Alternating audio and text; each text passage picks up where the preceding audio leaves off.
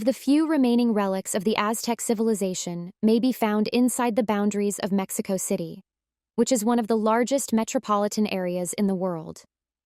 The UNESCO World Heritage Site, known as Xochimilco, is comprised of a massive network of canals and little man-made islands, known as chinampas. These chinampas are where the residents live and have their crops grown. Located deep inside the heart of Xochimilco, there is a chinampa that contains a few modest cottages, but they are overwhelmed by hundreds of dolls that have been disfigured and are rotting. The island of the dolls, also known as La Isla de las Muñecas, is the location where the greatest collection of haunted dolls available anywhere in the world can be found. However, it is possible that the only item that is actually haunted in this tale is the guy who lived there, a recluse by the name of Don Julian Santana Barrera. According to the legend, he was purportedly haunted by the soul of a girl who had drowned. Before Don Julian arrived there in the 1950s, it was not known as the Island of the Dolls.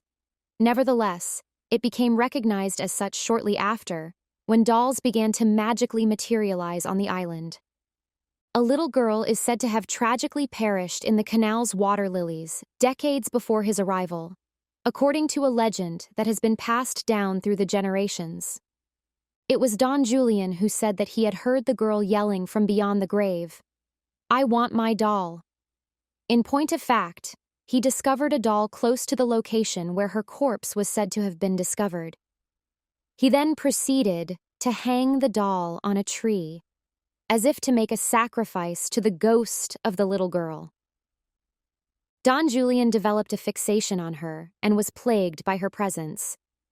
After that, he said that each time he walked outdoors, he found fresh dolls that were hung up from trees. Not all of them were totally whole, however. Some of them had their heads severed, while others had their bodies mutilated. In an attempt to calm the restless spirit of the little girl, Don Julian scattered more dolls over the island when his crops failed to provide the desired results.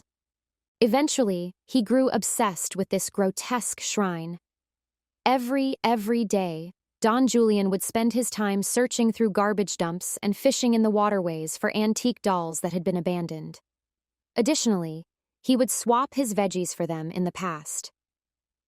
To create the horrifying image that we see today, Don Julian hung the dolls in the different stages of disrepair that he discovered them in. This, in conjunction with the fact that they were exposed to the weather, produced the scenario.